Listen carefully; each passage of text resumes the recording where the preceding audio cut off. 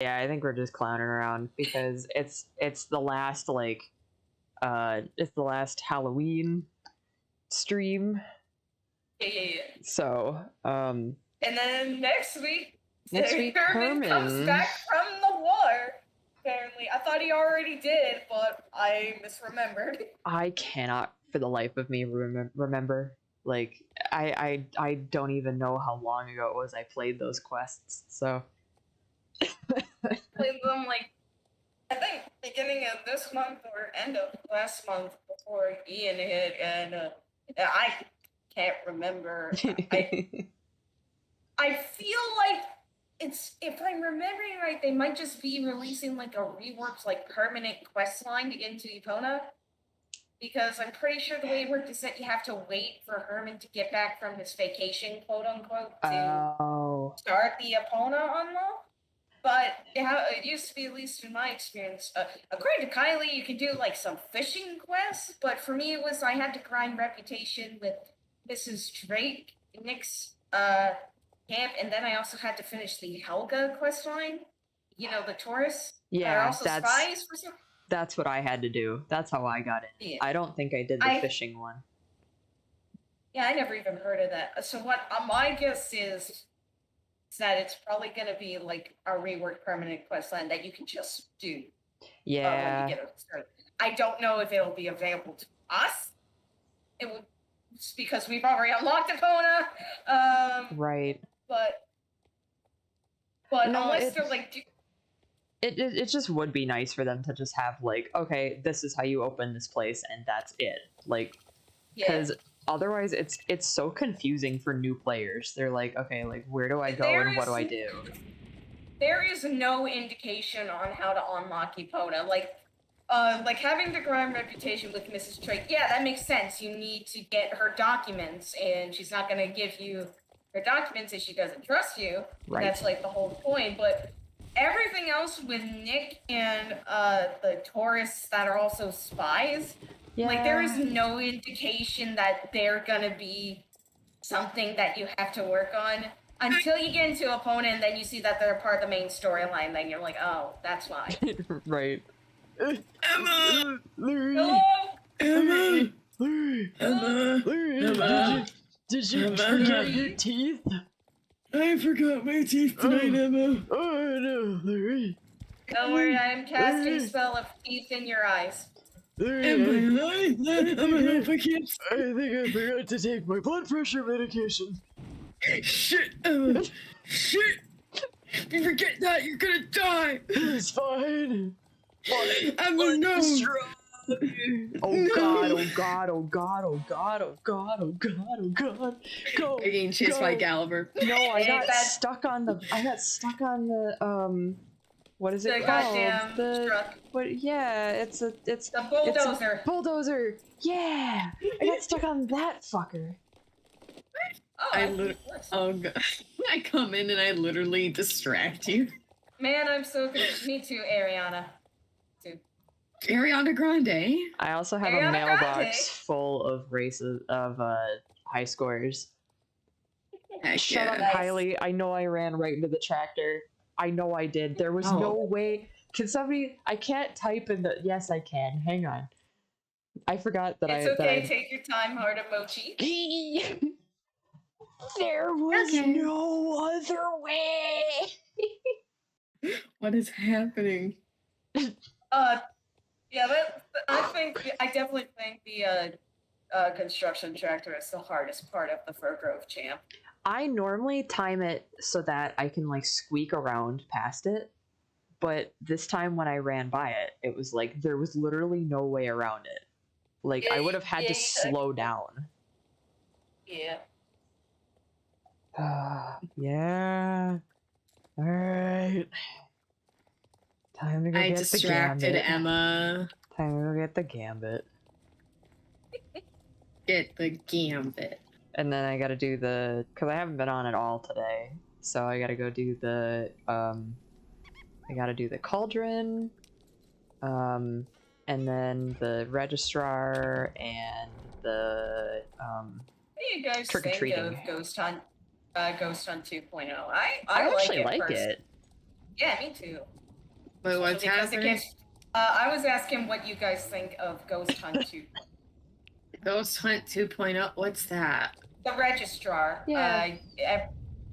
The daily quest to like go find a ghost down in the world. I didn't know that was a thing. Oh, go you do have it. to It's go fun. do them. Go. It's fun, and they give you a lot of player XP. Well, Yes, it today's does. didn't. Today's didn't. It only gave me 15, but they've been giving like 100 player XP. I think the first one gives you 100 player XP, and then it's 15 each time. More, and the one yesterday with the Welsh pony also gave me 100 EXP. I know it gives you 100 horse XP. Maybe? I just noticed that I jumped a considerable margin after I did the So yesterday. did I. Also, I am almost so close to being level 21. Please. Don't God, forget. Get me out of here. If you're like me and you didn't unlock all the portals with the shards, but you unlocked all the portals after Galloper's Return, after those quests, make sure you go and redeem the player XP from those portals, because I just ran by the pumpkin, the whatever one is in the basement of the castle, the like Pac-Man-esque one, because I had never unlocked it, and I ran past it yesterday, and there was a green exclamation point telling me that I could redeem that, and I got like 100 player XP. Oh, so I'll probably head to the castle and go into a basement. Oh, it's at that portal. So what? Pumpkins and Dungeons. Yeah, Pumpkins and Dungeons. Oh. So if you're in the keep. Oh, in the keep. I thought you meant in like. Okay, that's just compared to the main, the Duskrim looks like a pony. I thought that was like a secret new pony for a second. I was so confused. Know. It's the Jorvik Wild is really interesting in the fact that it's definitely like a draft horse. Like it's definitely like thick like a draft horse, but it's not as tall as the Shire. Thick. Also, I'm upset. Larry's upset. This is what we call it at work, human time. I'm gonna have some human time right now. Okay. When are we ever gonna get a double horse experience weekend again with any event like we did in the summer? Oh, yeah. Excuse me, Star Stable.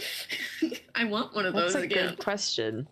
I would also like one of those again. Because I have never experienced one before, obviously. Well, the first time it ever happened was during the summer event this year, like with the Equestrian Festival.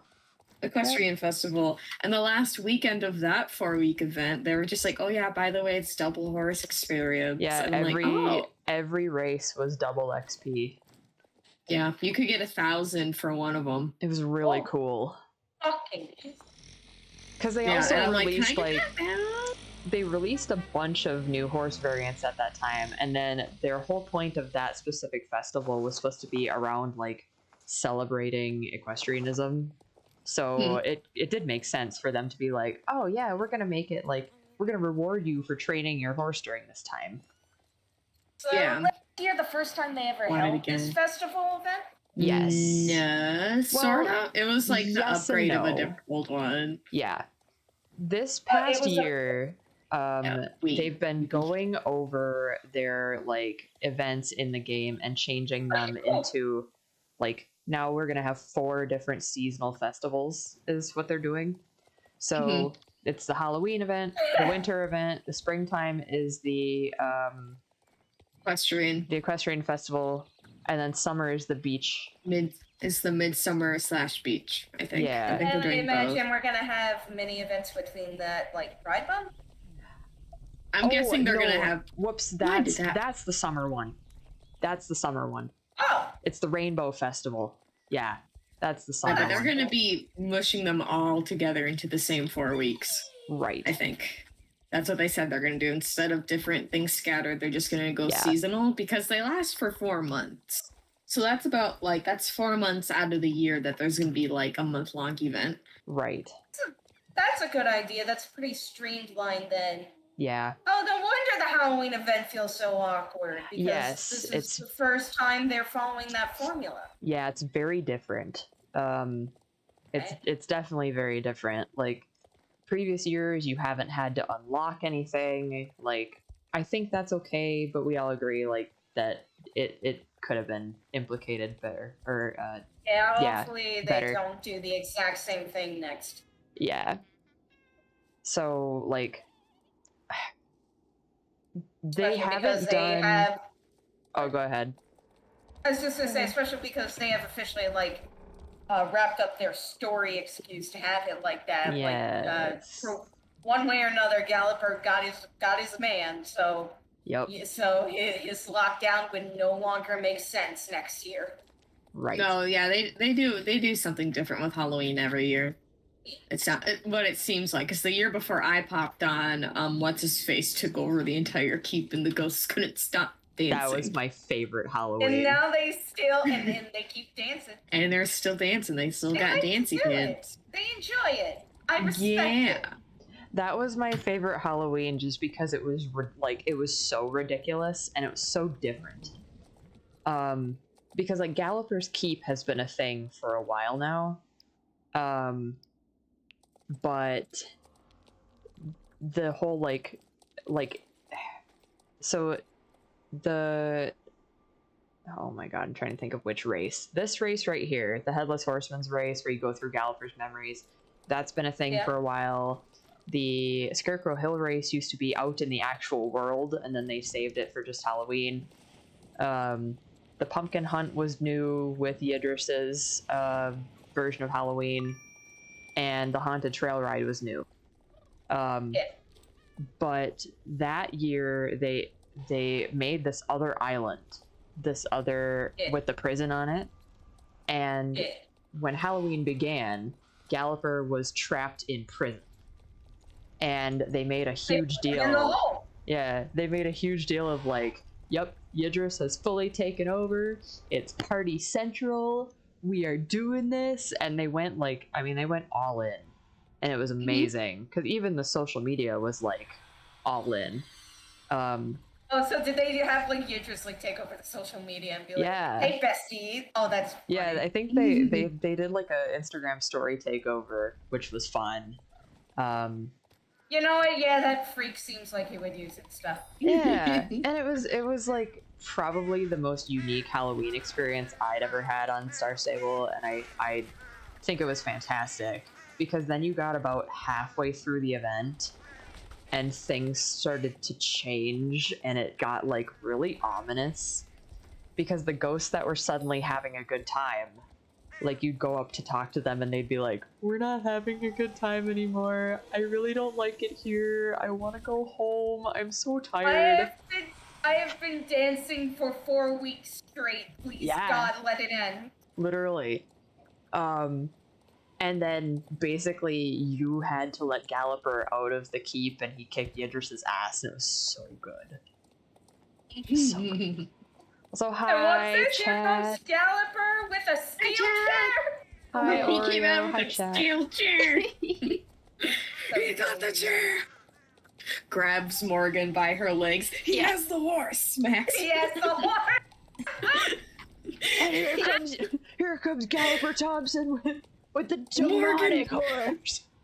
Here comes Galloper Thompson with the steel horse.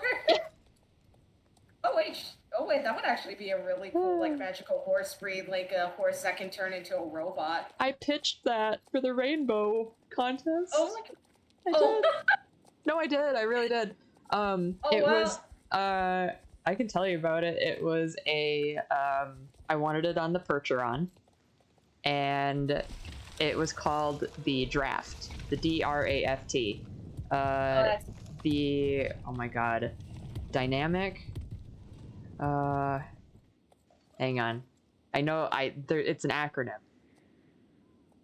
Because it was basically it worked on, it had to do with like during the Rainbow Festival, Mika, is it Micah? Mika? I think it's Micah. Micah. She had like the fragments, like the rainbow fragments. You had to go collect all the fragments, and they were used to like power the rainbow and everything. And I was like, oh, wouldn't it be cool if like Micah borrowed from Bonnie with her horse machine and made like a robotic horse that runs on rainbows. So it's a Rainbow unicorn it's attack. Let's a go. robotic draft horse or robotic percheron, and it was the DRAFT, the Dynamic Rainbow Auxiliary Fragment Transporter. Excuse me. Well, obviously now I have to put on the rainbow unicorn name. What is that called? And it was I got a lot of really cool comments on that design, and for anybody wondering, you can buy that as a sticker set, and it comes with a blueprint of the draft. On what website, Emma? On paintponystudios.com. And what's new about the website, Emma? Free shipping and handling. Actually, everything. Tell me more, Emma. Oh my god. So if you visit paintponystudios.com/shop today, you can pick up some nifty things, including sticker sets, a coloring book, model horses, and more. For only just 2 purchases of $19.99. And 4 easy installments of $50. You too can have a plastic horse. Oh man. But yeah, that's so fun. No, I loved that idea. I really like when Star Stable said that they were coming out with like that Bonnie was doing the horse and it was like a robot. I was like, oh please, like let it be another magic horse that we have to like grind for, because I would have done that in a heartbeat. I don't care how long it took. I would have done that. And then it Honestly, was like the steampunk tack, which the steampunk tack is cool, but it don't have stats. No, it I doesn't don't. have stats. I think it would be a cool update if the horse came to life and you got a chance to like tame it. Yeah. Maybe to like make up for like. Now correct me if I'm wrong. I only heard this on like a complaining Twitter comment, but apparently the Ford horse used to have like a quest line to get it. Which one? Is that the fjord? Oh, okay. So the fjords used to have like you used to have to grind reputation to unlock them. They were up in Isengate, and you had to grind reputation with the Coulter for like a really long time to be able to buy them. And then That's why they're the rarest horse now. Yeah, and that was the Gen 1 fjord. And then when they came out with the Gen 3 fjord, they basically were like, well, we have a lot of work to do in Isengate, so we're not going to make you guys grind reputation for it. We're just going to release it. And I guess people got mad at that, even though, like, they did. The quests, the quest to do all the reputation shit was, like, really, really draining. They weren't good. The complaint I saw is that, like, it used to be, like, special to get a horse, and now it's not special anymore. You had to bond with the fjord. See, you can still do that with the Rune Runner, though. Special. But the what? I pet my horse now. They gave the, like... So yeah, they took away the reputation grind for that one. But then they gave us the Rune Runner. So, like... I'm not upset, because I always thought those fjords were ugly as sin anyway. Anybody who thinks that those things look good, take off your nostalgia goggles, please. To be fair, I think you could say that about any Gen 1. Oh, yeah. That's why they're getting rid of them. Yep. They should be gone. Burn dead them. to us. Very I'm dead. Sorry. I'm sorry, but all Gen 1 or so. Listen, chat. This game used to be ugly as sin. I'm sorry. As of 4 or 5 years ago. Yeah. I mean this as politely as possible. That doesn't invalidate the enjoyment you got if you played this game back in like 2011. However, the people that did the 3D art for this game when it first came out were very amateur, to be nice about it. Yep. Yeah. I'm sorry. Yeah.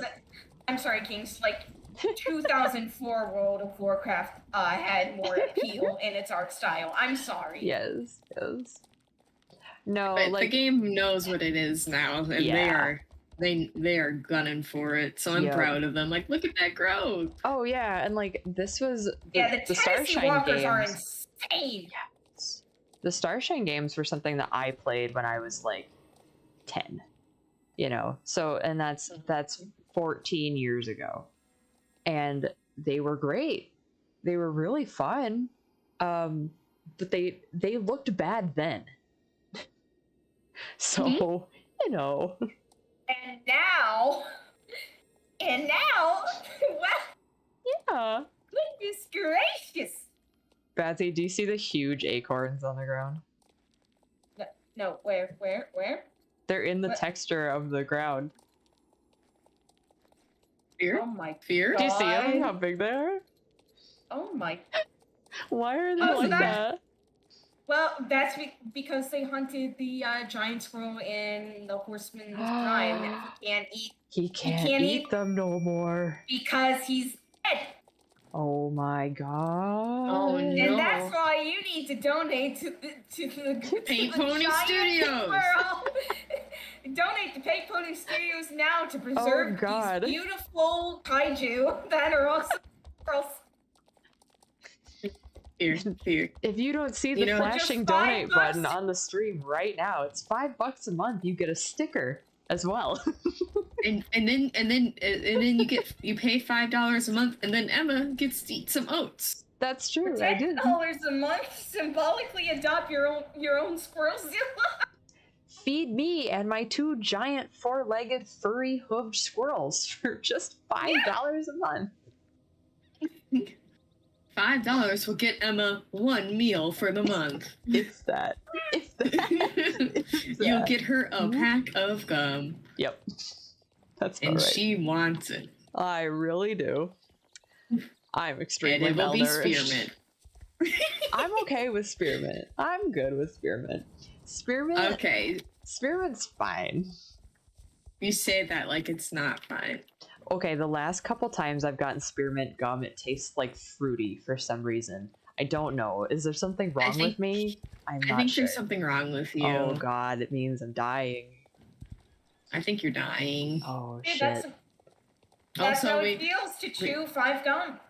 Speaking of, we need to pay our respects. Oh no. To the childhood star, Aaron Carter. May he rest in peace. I had never heard of him before today. Oh, he was the kid that sang I Love Candy. Oh. I love candy. Also the person Aaron got his name from. I love candy. But may he rest in peace. Addiction is a serious thing, and if you know someone who is struggling with addiction, get them help. Yeah. But yeah. May he rest in peace. Does anybody know? Donate to Paint Pony Studios. Does anybody know where this child is? I'm over here. The entrance of Fort Pinta. I am gonna stand. Yeah, but then she wants you to play hide and seek with her. Oh yeah. She's behind the stable. I will show you where to get off. It's okay. I'm running around. I saw a couple cans, so I just ran in a circle. Find where I am, and you will find your ants. What? Oh, I there's am another. standing next to the well in Fort Pinta because there's one spot. Oh, got it. I'm coming. Cans keep spawning, and I'm getting distracted. I have so many already. Dude, I hear her coming. I hoard the recyclables so much. Oh, I hear her. Ding, over here. I got it. There was a bottle. I got it. There was a bottle. In the hole. There you go. She's like camping out back there.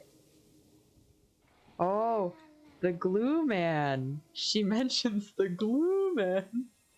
Oh, I forgot to tell you guys, the other day, I took the gambit and I'm in the keep.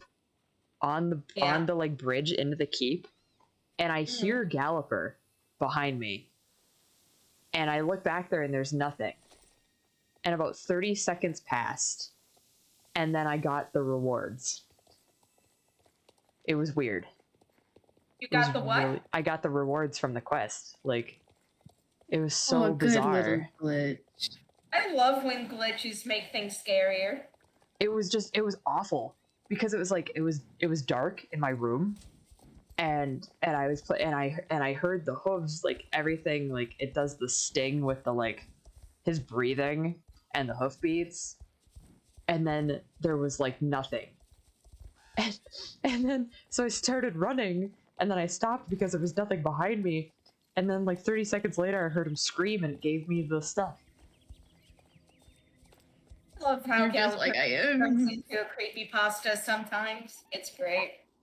Also, hi chat. More people are in chat now. Hi chat. I reblogged the thing. Hello. Catherine, you finally got the pestilent Sure. pumpkin. Okay, so on the Wednesday update when they said they made it easier again, I got it on the first try. My mom, I told her, I'm like, hey, why don't you try it? I got it on the first try and I used this, and this. She tried it about 3 times and she still hasn't gotten it. Yeah, I haven't gotten it either. So You got lucky. I did get lucky because that was the last time I was trying. I was done. Mm-hmm. I didn't don't need it that bad. anyways, so Yeah, like Yeah.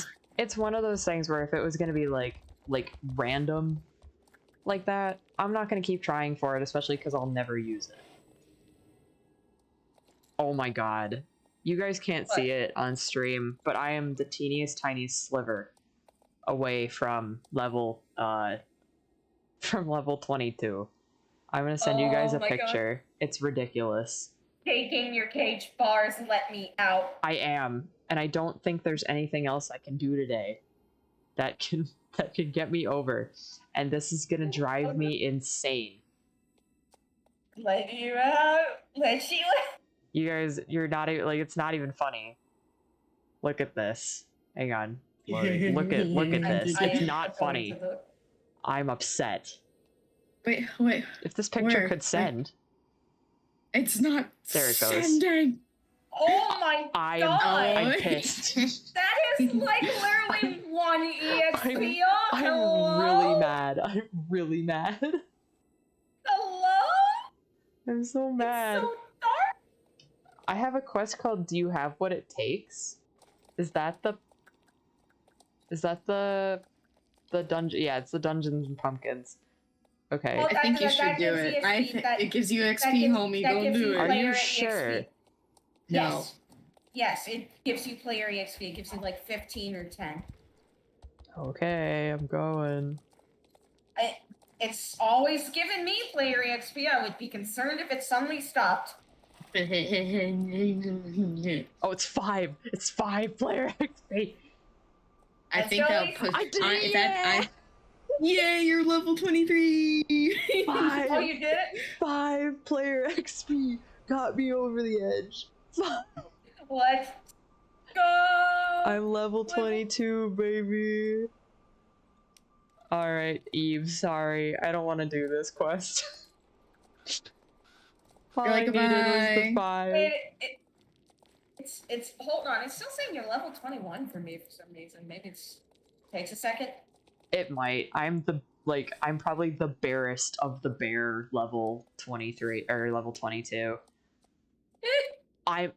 Guys, I'm exactly at 90,000 XP. Oh my god. I am teetering. You win! I win. You won. Okay, guys, how do I go hunt for ghosts? Alright, where are you? I'm in the center by the Caldwin. Okay, I come get you. Go get me, I'm The scared. registrar always gives you a very clear hint of where you're supposed Where to go. are you? Where are you? Hi, Larry. No. Larry, come. Hi. I'm coming. Larry, come. Glim is almost level 10. Come on. Come on this way. And together. All in this together. I have think never watched High School Musical. You know what that means? I think we should all have a movie night and stream with High School Musical. Just saying. We really should. Can I tell you guys my High School Musical experience? Oh boy, yeah. Okay, so I hated it, like vehemently hated it when I was little. My friends were obsessed with it, but I hated it. Hey, you're the cool kid. And then, and then I got into high school, and I had friends who were like, "Oh my god, it's so cheesy and stupid. You have to watch it." And I just kind of went, "No, I really don't think so. It's bad." And they were like, "Well, that's the point. The point is that it's bad and it's hilarious because it's horrible." And I only watched it when, and it must have been my senior year of high school. The theater department was doing High School Musical. They were actually gonna do High School Musical, the musical. And my boyfriend got the part of Chad, the one of the basketball players, not Troy. He wasn't the main character. It must have been Chad. And if that's the name of the character, whoever Corbin Blue plays. And he was like, "Well, you have to watch it. Like, can you watch it with me? Because I'm gonna be in this, and I know you're gonna love it." And I watched it, and it was really bad. It was funny. It was so bad it was funny, but it was really bad. But I have pictures of like the sets and stuff from our school doing High School Musical, and have this really I have really weird pictures probably somewhere of my ex dressed up in his Wildcats uniform. It was so great. But the musical is better than the show. But I do think that it would be funny if you haven't seen it, that we should have movie night and we should watch it together, because it's just stupid. Wait, they had a TV show? Yeah, it's on right now. Yeah, there's like several seasons, and I'm like, apparently it's not bad. Like in a. Is it better than Glee? Yeah. I mean, it has to be. Glee was terrifying. I don't think you have to do much to be better than Glee. That's true. Like, why is this teacher endangering all of his students at all times? Granted, I've never watched Glee, but I have heard the horror stories. I mean, everyone was obsessed with it when I was like in high school and everything, and like I would watch some episodes. My mom adored that show, but I've never seen Glee, but there is one actor in it that I definitely think is really worthwhile watching. Is Darren Criss. Yes, Darren is wonderful. I already knew you were talking about that because Star Kid. I love Star Kid. I never did get into Glee. Really like Star Kid. Have you seen any of the stuff from Star Kid? It's very. I'm aware of one song from the Black Friday one. Their early stuff, I think, would be right up your alley. Black Friday is definitely a really ambitious project. That whole Hatchetfield thing is, and I know Audrey's really into that, but I could never really get into those musicals. I liked their fan ones a lot. I know everybody talks about a Harry Potter musical, and that's the one that absolutely That's the only one I know. That's the one that kind of made them popular. But the one that I think is the absolute hands down best is their Wicked parody, which is called Twisted. Twisted, yes. And that's basically what if you did Wicked but with Jafar? The cast is fantastic. The songs are fantastic. It just, everything hits right. It's very good. The only thing that I'm sad about it, based on what I've seen so far, is that I get why you include Scar. He's the more iconic Lion King villain, but I think for that song where it's all all the villains are actually misunderstood, except villains are free. Yeah. Is that I think instead of Scar, they should have had Zyra, because Zyra is just the best character in The Lion King. I'm sorry. No, if you don't mind me going on an info dump here for go a second. Zyra is so funny because because you can tell that they did not intend for her to be as nuanced as she is. Yeah. But she was just supposed to be like, oh, evil lion, hashtag girl boss. But the fact they slapped, oh, she's Scar's widow on her, that suddenly turns her from like a generic evil like Mother Golfo character into like a shockingly nuanced take of an abuse victim who never got a chance to like process that she was abused. Yeah. And was kicked out of any potential support system because of how she felt about her abuser. Mm-hmm. Going down a self-destructive path and perpetuating the cycle of abuse that her abuser inflicted on her in a way that destroys everyone around her and her own children, and she just can't accept that the love that she had for Scar was toxic in the way that it was, and that things might not be as black and white as her anger wants it to be, that she would simply rather die than accept that fate. And it's like, hello? This is a Romeo and Juliet with furries? Which is why I hate the Lion Guard, because they took all that and went, oh, she's just a Nazi, she's just racist, goodbye. Yeah. Oh no. I'm so mad. I'm fart jokes. Yeah. So mad. She's like, her motivation is that she's racist now, even though there was nothing to indicate that was. Her whole thing was that she was mad at Simba because Simba made an easy scapegoat for her anger and grief. And then they just went, oh, she just sings Lion's Master Race. And it's like, huh?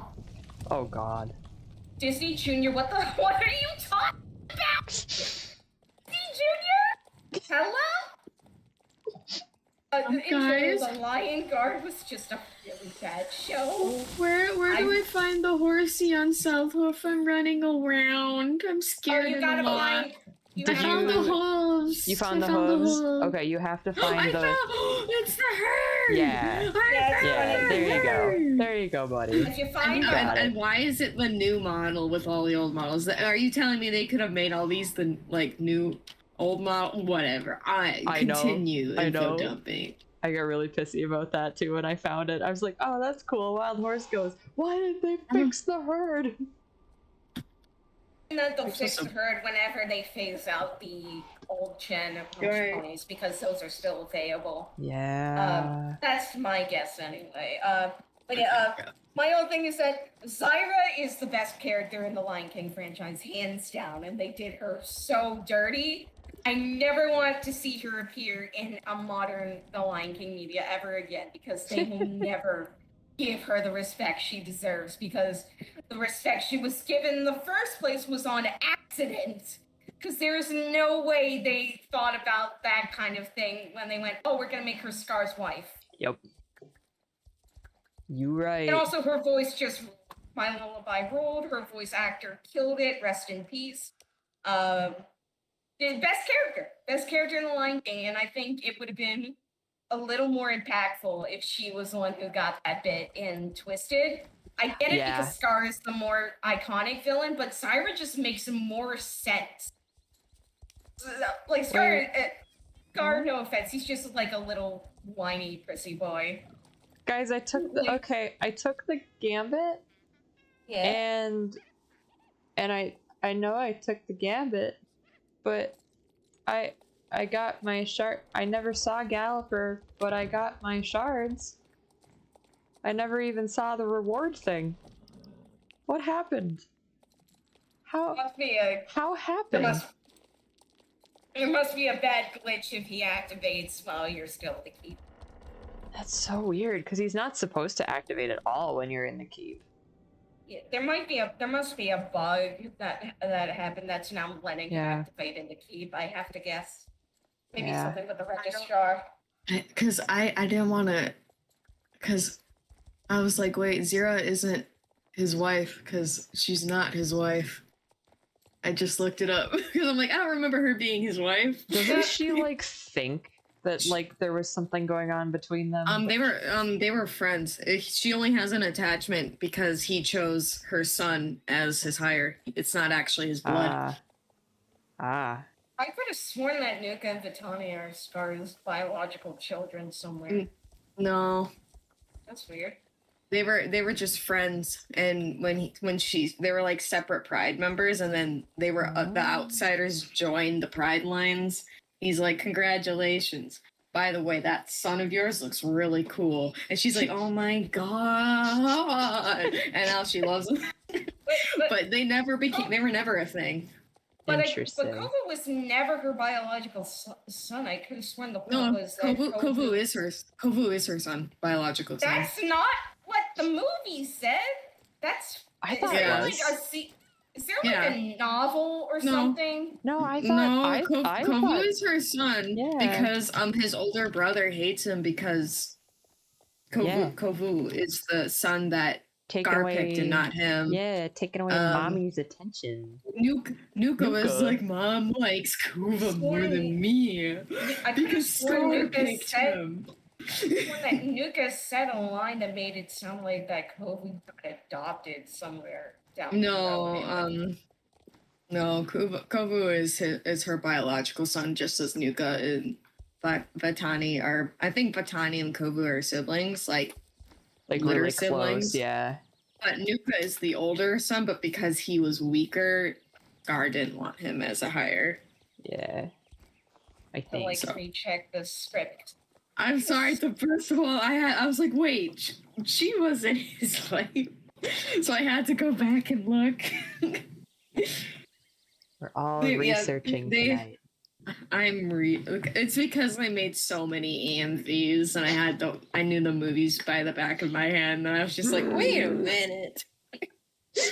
I was like, did I get it wrong? But honestly,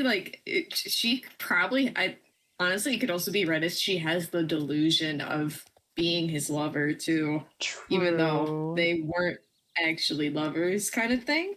It's still decently deep with how she dealt with that abuse and everything, because he was abusive to everyone. And but add on the extra layer of he chose my son. Right. I'm special to him, but she really wasn't. Adds on another layer of delusion. I guess so. It's just like the D. Yeah, to me, it always felt like that that it was a very one-sided, like he was always like leading her on, so it was like she was deluded and that he cared about her more than she really he led on. Yeah. I go deliver this baby horse. This is like I didn't mean to shatter your world, Betsy. Lion King hot takes today on stream. Lion King fandom hot takes. I just had to go back and check. Oh my god! I don't take frickin' what is it like? What the new Disney baby show? I don't take that as canon. Guard? No. Yeah, I don't. That's not canon. Screw you. I don't take it as canon either. I'm just offended they even did that. Yeah, I mean, it's a very lovable franchise, and they wanted to. It was made for toddlers, so that's why I never really watched it. It's like this is literally made for the ages of 3 to 5. I just kept bumping into clips. Yeah. Bumping into clips about Cyrus, and I just was like, they just made her a Nazi? Yeah. It's like they literally, like you said, basically the analysis you had before is still true. It's just she wasn't. It just adds on another layer of abuse on top of it since they weren't actually lovers. And, but it's just like, I tried watching the Disney Channel, but I'm like, this is like, it was kind of like, I'm sick in bed in college. I'm gonna pull up this baby show with lions. And then there was like fart jokes. And I'm like, okay, I'm gone. I'm out. Sorry. I can't remember what I was watching about the Lion Guard. Like, I think I watched somebody's like YouTube video dissecting the Lion Guard has like an insane amount of misinformation about like biology. Oh no. And then it's got like this weird like preachiness where it's like, animals carnivores trying to kill animals in the Pride Land are bad. Oh, But then right, it's right. like, what do the lions see? So then it becomes, so then the message like becomes, no one but the lions are allowed to, and Be the lion guard, right? and Yeah. and it says like, oh, so this is like weirdly a propaganda show somehow. It's like, huh? A bad show. It's like you don't need to add a layer, excuse me, of racism or anything. Like there could be prejudice, like, you know, like oh, why are other animals things blah blah blah, without being like lions are superior, Right. lions are better than everyone else. Right. You know, it's like Right. you don't need to do that. It's okay. Yeah, We don't necessarily like, need pilot. lions are the master race in our kids' cartoon. No, it's just like the Lion Guard Zyra's entire character motivation was saying that lions are the master race, and I'm so angry. I'm so angry. She has a song where the only thing she sings is lions overall, and I'm like, I'm going to kill. I thought she died. She was supposed to be dead.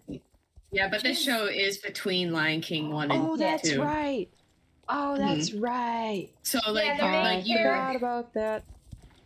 Yeah, I remember, and this is a part that I agree is stupid in terms of outrage, but the Lion Guard already had like a hard time connecting with the fan base because it fundamentally they retconned everything. Yeah, it retconned the whole Copa theory. Oh, right. Which is like based on what I remember researching, Copa just appeared in like one 90s kids book. It was like, what are you people talking about? Yeah. Yeah.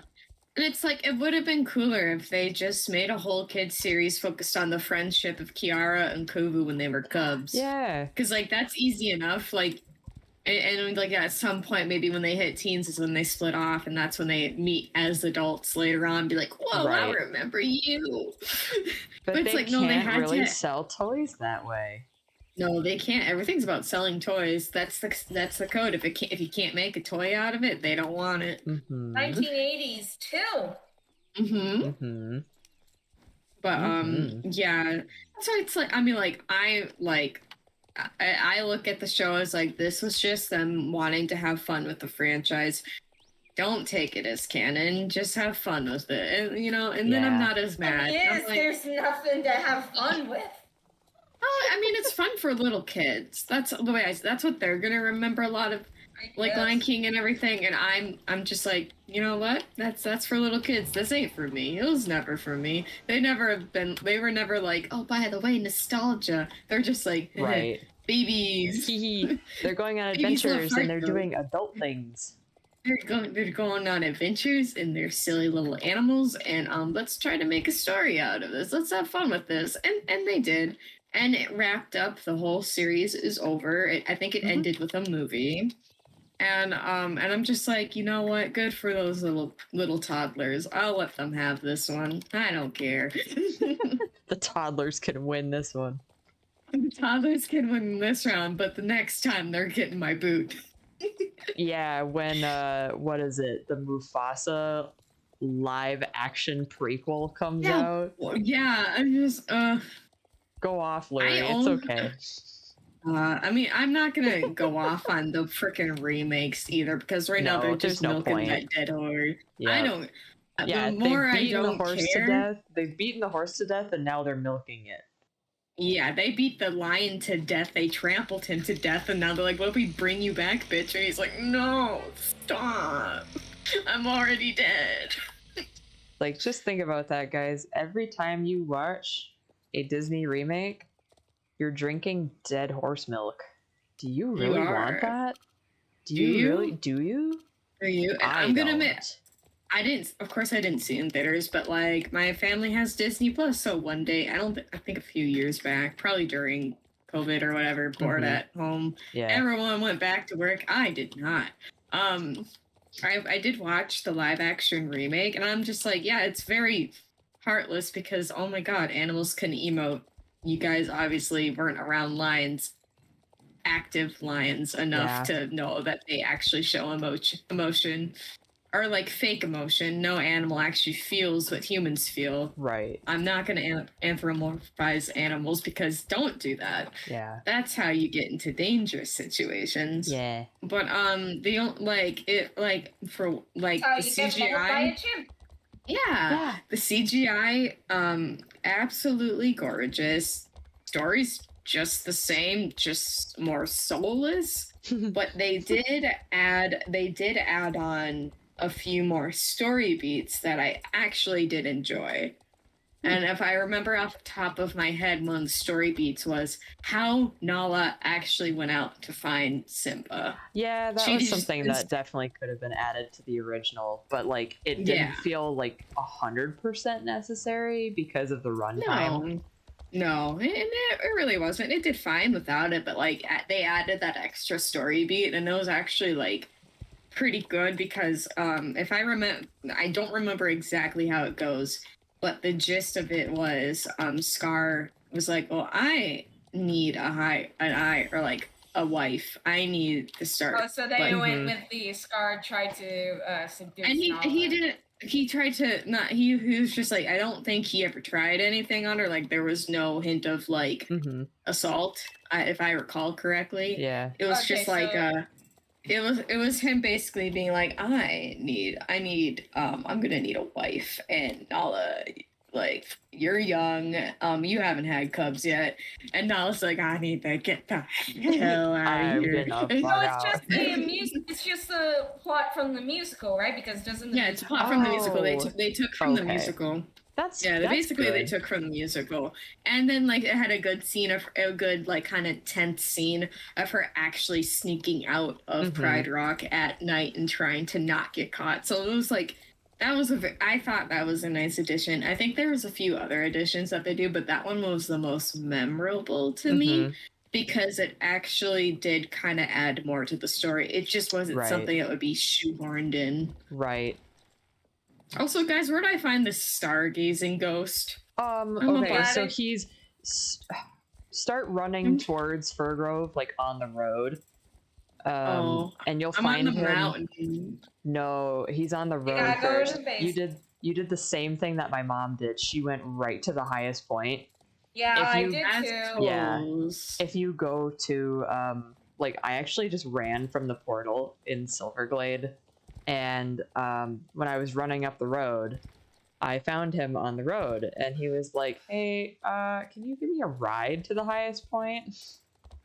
And then you go to the end of the Red String Trail, like when you actually get him. Sorry, back into bitching about Lion King. Sorry, everybody. I agree about the point about the Lion Garden overall. I don't care.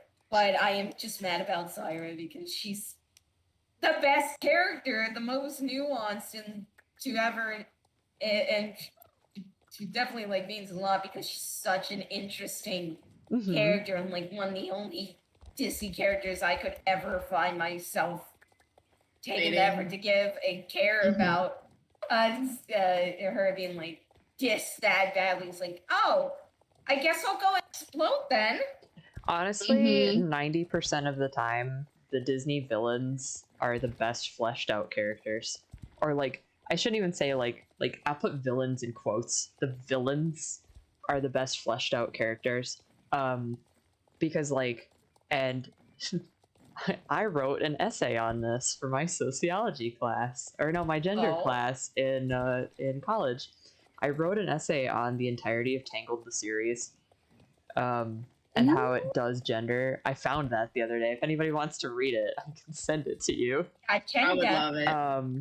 But I know I talked about Varian in there as like I talked about him and his dad and that relationship. But I gotta say that same V on his song. I gotta say that Varian is one of like another like very nuanced take on a Disney villain, because Varian was really good. He's just a kid, and he gets betrayed by everybody who promised they would help him. And he's a dumb kid. Yep. And it's fantastic. and Jeremy Jordan has a wonderful voice, and he did an amazing job doing the singing parts. Okay, I need essential oils, herbal tea, and paint. But yeah, that's another one that I really like. Tangled. Yeah, Tangled the series is actually pretty good. Do they butcher Flynn and Rapunzel's relationship? Yes, but what do you mean? I don't have chamomile. But yeah, that's another series I highly recommend, and they did flesh out the world of Tangled pretty well. Yeah. If only Disney would do that with other IPs. But I think probably next Friday is when the Zootopia Plus comes out, and I need to watch that because I'm just like, you had this amazing world. I want to see more of it.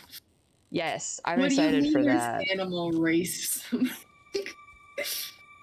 Oh god, I needed. Okay, so it was a paint set, essential oils, and there's something else. My map is glitching out and telling me that I have like a bunch of crafting quests. Like everybody that I could ever drop stuff off for is telling me that they need things. Sometimes that happens sometimes. I just screenshot and now I can't remember, honestly. So I have to go back to the menu. I think today it's just mine's different. I got essential oils, herbal tea, and paint, and I need the herbal tea. Oh, my herbal tea was glitching out. That's why. I have to do that one. Oh no, I'm in a cutscene. Galloper, no. Oh no. He's not supposed to appear in cutscenes. No, he's there. Oh god, okay. Run, bitch. Okay. Run, no, bitch. It's fine. We're fine. It's fine. Fine. Where is he? Where is he? He's not here. He's not. Okay, I was gonna be like, that is hilarious. I was so scared because I thought I saw the white fog. I got really scared. Okay. God, now I can't remember who I'm going to. Oh, I just wanted to say, it's okay. To be honest, I've been hyper-fixating on this game a little bit, I think, so... Shibby Tim. This is Pike. So the other day or so, I was, like, I found, like, some clips of, like... Apparently there are, like, YouTube channels for a bunch of clubs in this game, so yeah, there are. watched a couple of those just for, like, the fun of it, to scratch your brain itch, and it's like... Wow, a lot of these do feel pretty... They sure do love using, like, we're a family, and it's like, oh. No, we're a cult. You're not. You're a cult friend. I also think that it's, like... Sorry to everybody who does SSO dressage. You're not actually doing dressage. What's the name of that sport? Because I've been trying to... Like... It's drill team. They're doing drill. They're doing drill. Yeah. Drill is where you have a whole bunch of riders in the arena, and they've all got to do patterns, and there is like an instructor like telling them what to do, and you make like formations with your horses. I know this because I've done drill. I used to do drill a lot. Like you often do flags from these pictures I'm looking at. Yep. There are some groups that do it with flags, and some of those are really cool. If you want to see some really super awesome drill team stuff, go look up the Young Guns. The Young Guns are a really cool drill team. They come to Briarfest every year. I think they're actually a 4-H drill team. But I've also done dressage. Dressage is like my major discipline. And I can tell you that what these clubs are doing in the game is not dressage. It's not even close. Yeah, I used to do 3-day eventing, and I sure as heck have never done anything like that in the dressage. It's like... Of course, you do it alone? Yep. Like, that's the whole point? Yeah. Like, come on, guys. Like, and that's part of the reason why I'm so over SSO players. Like, I really am. Like, a lot of the community seems very toxic, and they also don't know what the hell they're talking about. Like, I gotta agree based on what I said. Like, oh my goodness, you people, it's okay. Yeah. Calm down. It's let's take it to... I know there's a lot of people out there that really do mean well, but you know, sometimes I see just the absolute coldest of takes. like when everybody thought that the new turning animations that they have added made the horses go slower.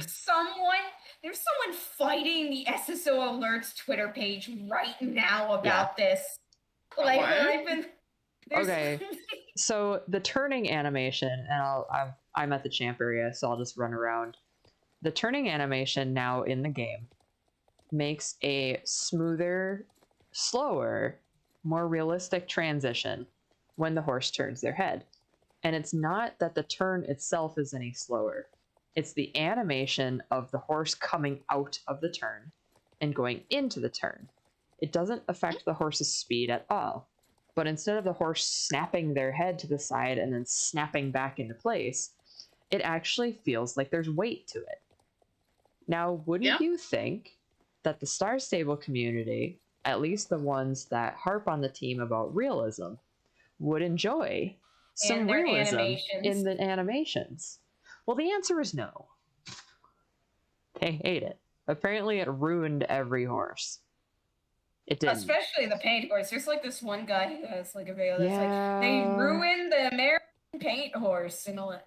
Yeah. Like, excuse me, what? Hello? Yeah. Like, the American paint horse is broken, dressage is ruined. I'm like, That's if I had to guess, that's Dennis. Because there's not a single thing that this game has done that has made Dennis happy. He's not a bad guy. I get along with him. I do like him because I've met him like off Instagram. Like, I've actually met the guy in person. And he's nice. But the thing. Oh, goodbye, Larry. He's coming at me. The ghost is running with him. Come on, ghost. Come on, party ghost. Come on, buddy. You're gonna make it. He's gonna get you. No, party ghost, walk faster. Walk, go. He's just strutting behind me, and I'm like, run. He's gonna get you. I swear, I was bringing him back. I swear. The thing that gets me about Dennis is that, like, and this isn't just him. Like, this isn't just like this guy has like he's the only one doing this. Oh my god. Rage culture gets a lot lot of views. Like, a lot of views. Oh, so absolutely. If you're trying to make if you're trying to make a living off of YouTube, you're gonna have clickbaity thumbnails. You're gonna turn into, like, you're gonna try to have like a personality. Like, you're gonna try to come off as a character. You're going to make a lot of like points that piss people off, like, purposefully, and basically, like, every time you say you hate something, it just adds fuel to the fire and it gets you more views for your content, blah blah blah. So, like, the guy's playing the game. He's playing the game. And if you're trying to make a living off of this, I can't exactly fault anybody for playing the game, but also there's a point where you are a grown man and you are picking apart a kid's video game. One that you're not an artist, you're not an animator, and you're not much of a real horse person either, from what I know. So some of these opinions and some of the things that are said to piss people off and be controversial and they're just not right. And it's hard to, like, god damn it, I'm stuck, bye. It's hard to, like, I don't watch any of his stuff. I haven't watched any of these videos, so I can't, either. I can't, up and I'm like, cool. Yeah. So I can't like say anything definitively, and but I am disappointed. But there are a lot of people like there's people like that everywhere. Like, I see that in movie reviews, I see that in other video game reviews. Model horse people are horrible. Oh, sorry. Nah, that was my last point. Is model horse people are horrible. Sorry. My point was going to be like to also like generalize instead of like pointing fingers. It's like MMO communities are just like this. Yeah.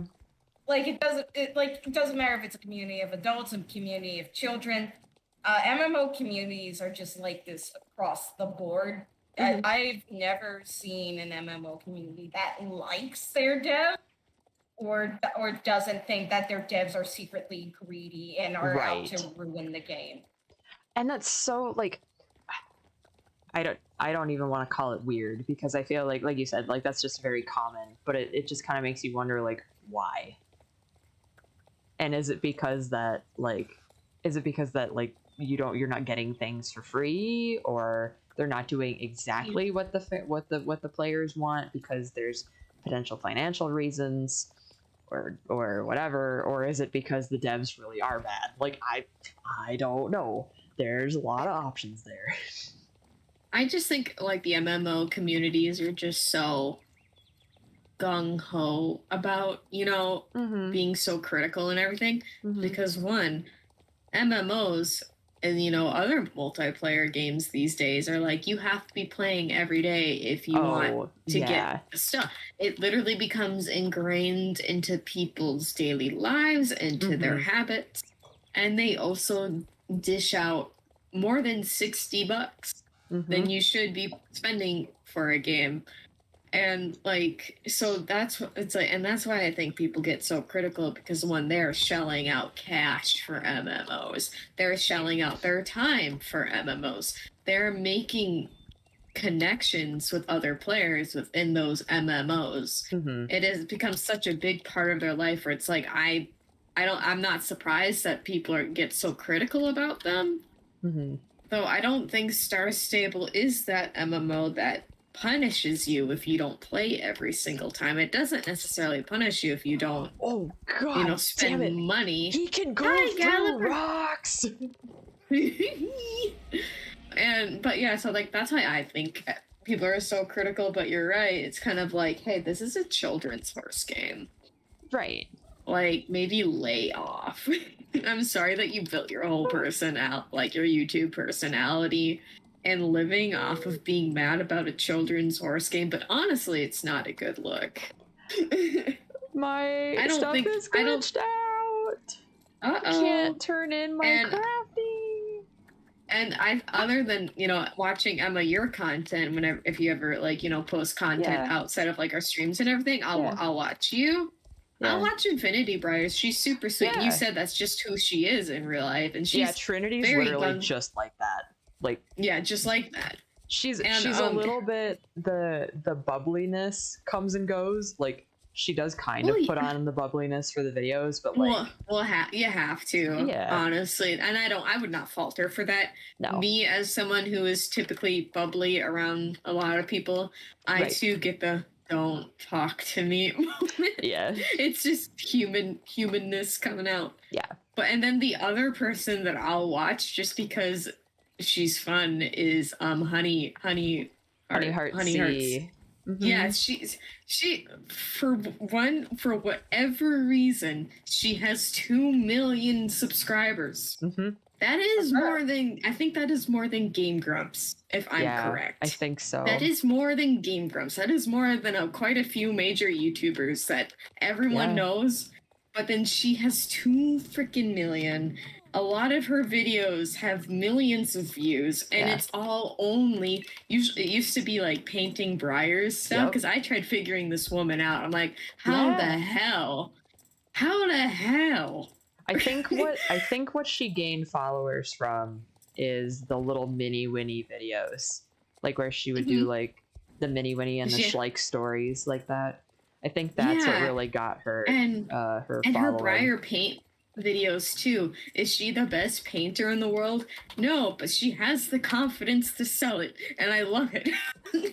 She's like, you can do it's your art project. You can do whatever you want with it. You're in control. And I'm like, you're right. I am in control. One of the sounds like Bob Ross for horse models. She seems like a very nice lady, and she's been to Briar Fest several times, like as an actual guest. I wouldn't be shocked. And I've never seen her face though. Like I've definitely I've seen people standing in line for her meet and greet, but I've never actually I've never seen the woman. But I know if she she's ever goes to a kind of. Briar Fest, I want to go see her. I'm like, I just want to meet this woman and ask her how. I know she's kind of taken a break lately. I don't think she's been posting as much.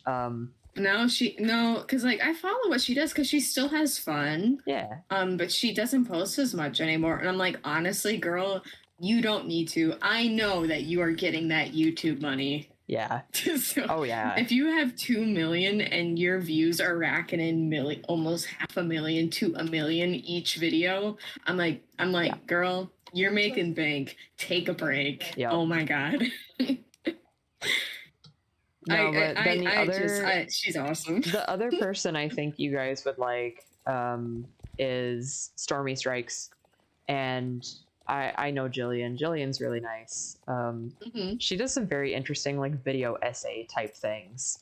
Very, very, very cool person. With a really nice voice as well. Like she has a really unique voice. I just like listening to her talk. It's Stormy Strikes. Stormy Strikes. Yep. Okay. I'll have to look into her. I don't know. I just like watching people like, I don't care for people who play the game of like making people upset on purpose. Yeah. Or talking about like I can watch video essays being critical about something, not stirring drama about something. There's a very definitive difference between I hate this thing because I know it'll get me views and I don't like this thing, but okay. Like I'm just thinking of like in horse judging, because this is an actual like real thing that we had to do, is when you do horse judging, because clearly this animal is something that like somebody picked a mare, somebody picked a stallion, like they clearly cared, right? So you don't ever want to trash like publicly come out and say anything bad if like there's nothing like super wrong with the horse. Like the whole thing with like Wicket is one thing, but like if I'm at a show and I'm a judge, can't get over how that horse's entire mouth is tiny. Is that tiny? It looks like it's someone photoshopped it. I was like, oh yeah. But like if I'm wait a minute, never mind, he does not look fine. If I'm judging something, I'm not gonna go and be like, your horse was the absolute worst and these are the reasons why, and then not say anything positive. So in horse judging, what you are supposed to do is you're supposed to say, my first place horse is A because of this reason, and this reason. And you don't necessarily have to say, like, you don't have to give like a but. You move on to your next horse and say, oh, my horse B is in second because this was wrong and this was wrong, but I will grant him this. It's the same thing with like critiquing any kind of art, is somebody put time into this. Somebody clearly cared a lot about what they do. Don't shit on them publicly on the internet to get yourself views. It's not polite. And they're a person. How would you feel if somebody did that to you? Like that's what I try to like look at it as. And I think something MMO communities should keep in mind is that the people, especially because with awareness coming out, that the people getting the money from your games aren't the devs, it's the executives of the company. Yes. It's like if you, let's say you were making a game like this, a game at all, like if let's say you were making like a Dr. Mario with horses or whatever, sure, and it had a community, and if your community was saying the kinds of things you're saying about the MMO you're playing, would you listen to those people? Would you listen to what they would have to say if they were coming out and saying, calling you a greedy bastard that only cares about money anymore, and that your animations were terrible always and forever, and that kind of thing, and that you threw in the magic of the game and that kind of thing? Would you listen? Would you take that feedback and do anything with it? Nope. And I don't. It feels like your childhood bully has just entered the chat. And like, come on, people, please. Like, and I will say, I definitely think this game could be better. Oh, absolutely. Like, I understand. I understand where people are coming from when they say SSO is the best horse game, but it's like. But it's not the best game. Like if I'm gonna be honest, I would say I would honestly SSO is mediocre to good. Yeah. But in terms of MMOs, it's great just because it's not. I definitely am starting to notice some stuff that is questionable from like a financial predation standpoint. Yeah. But compared to its contemporaries, it's fundamentally a lot more ethical than its contemporaries. So and like, I will grant it that. When you consider that Star Stable is like the only horse MMO right now, other than Horse Isle 3. And Horse Isle 3 is I don't want to talk about Horse Isle. I'm not gonna get into Horse Isle 3 today. Yeah, I feel like the stream would go on till 1 a.m. if we did. Yeah. But and it's also very different from Star Stable, like in general. So like as a whole, Star Stable itself is the one game like it. It's the only game like it. There are up and coming competitors, Astride, Unbridled. Do I think they're going to do this kind of thing, like where there's magic realism and lots of fantasy elements? No, I don't. I don't at all. I think that they're probably going to be based solely on realism. There's nothing wrong with that. But it's also like a completely different breed of game that they're going for. Star Stable, though, is very like, you can definitely tell that it's kid oriented, but it's also like, it's adults making the game. So like they're kind of playing with their inner kid too.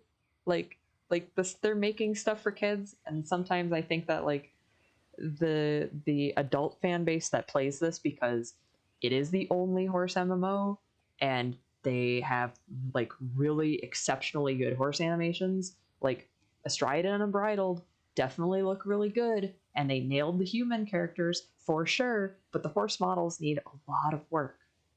Star Stable has nailed the horse models. Nailed it. Absolutely nailed it. And their creative team that does like, okay, some of the magic horses are a little iffy, whatever. But could use some rework. Poor but guy. the tack that comes out, like the color coordinating, the aesthetics of it, and then you match that with the actual horses themselves. Phenomenal. I'm so mad the vintage Halloween tech isn't fully scattered. It's my car. You can still wear it, and you can still win champs with less stat attack. Trust me. Yeah, you can. Listen, I will forgore. I do not trust my brain. You will if honestly, what champs both, I've won champs with a level 6 horse against level 15 horses. Bruh, me too. It all boils down to like how well you know the track. Yeah. And player level. Not necessarily that either. It's just how well you know the track. Mm-hmm. Some people will not take. It depends on how well you know those shortcuts, because if you can hit them just right, you will beat out everyone else. Yeah. I might start taking that into account. Mm-hmm. I had a train of thought. I'll think about it in a minute. I think the train of thought was that SSO could definitely be better, but like people like have insane expectations. I feel like the expectations the especially the adult fan base has for this game would make like a Warcraft classic player go like, okay, maybe like calm down a little bit. Yeah, I did remember my point. And those are Blizzard fanboys. And if you get a Blizzard fanboy telling you to lower your expectations, I think you need to like actually step back. I did remember my point. And this is like along the lines of the unrealistic expectations thing, is I think that Star Stable's worst decision that they ever made was updating weekly. The worst decision that was weekly. Updating weekly. Oh, absolutely. It's not sustainable. Exactly. Like, I'm sorry, Star Stable devs. but when you started updating weekly, and I don't know if that's how it was from the beginning, but you have created the expectation that every single week there will be an update of substance. And you're right, Batsy, that's not sustainable. It's not. It's not good for, like, because they're clearly rushing to get stuff out, and it's glitching, and it's not working. They're scraping the bottom of the barrel to get us weekly updates. Like, and then when, because for a while, every week, there was a substantial update, like in the very beginning. You have all these older players. Yeah. All these older players are like, well, what happened when we used to get this, and this every Wednesday? Well, now you're demanding more and more and more and more, and they can't keep going at the rate that they're going. Respectfully, what other MMO updates weekly? I don't know of any. Exactly. Yeah. There's a reason why every other MMO does like patches that are like maybe every couple months. Right. So, because that gives the devs time to do things, and like even then, that's usually like crunch time. Right. This is weekly. This is every Wednesday. Star Stable has said they do not work on crunch and they do not push overtime. They're like, if we can't get something done on time, we have backup plans, and it's like, good. Yeah. They don't. They said multiple times that they don't do crunch. So that's why we just sometimes just get little raises here and there, which I'm not complaining about. I'm not complaining about races and stuff, but like it does feel as if like, okay, I personally don't need something every week. I would rather see like maybe like one substantial update a month, and then say like, okay, well, maybe because this month we're having a festival, now you're going to see an update every week for the month. And then when it's not a festival month, they go back to, okay, well, here's what's in the game for this month. I don't even care if it's something grindy that they have us do for a month. Like, okay, say there's another like entire tack set that you can get from Bonnie if you collect all these cans. You have the month to do, well, you have forever to do it, but here it's to hold you over until the next month. Like, I'd do it. I wouldn't one-shot it, you know, but I'd do it. I just there's no easy answer of like what Star Stable should do and what Star Stable shouldn't do, because none of us work in the office. We're not the devs. No, no. And everybody commenting on Facebook and Instagram and making YouTube videos, you're not devs either. Nope. So I understand y'all have opinions. I just really, really wish that you would voice them all more respectfully. That's my one request. And that goes for things outside of Star Stable as well. Like, please don't be mean to the Briar staff. Please don't be mean to the Peter Stone staff. You know, just don't, like, if you want to take your frustration out on the executives or the owners of the company, that's one thing. But you just got to remember that everybody doing these jobs, like, they're not in it for just the paycheck, but it is their job. Like, it's just their job. Okay? So how would you feel if somebody walked into your job and started yelling at you about things that maybe you really can't control? It's not fun. I've had that happen.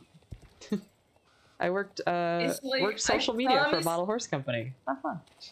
I promise you, SSO players, the devs, the social media team are not out to get you. They're not Bobby Kotick's. They're just guys. They're just little guys. Yeah.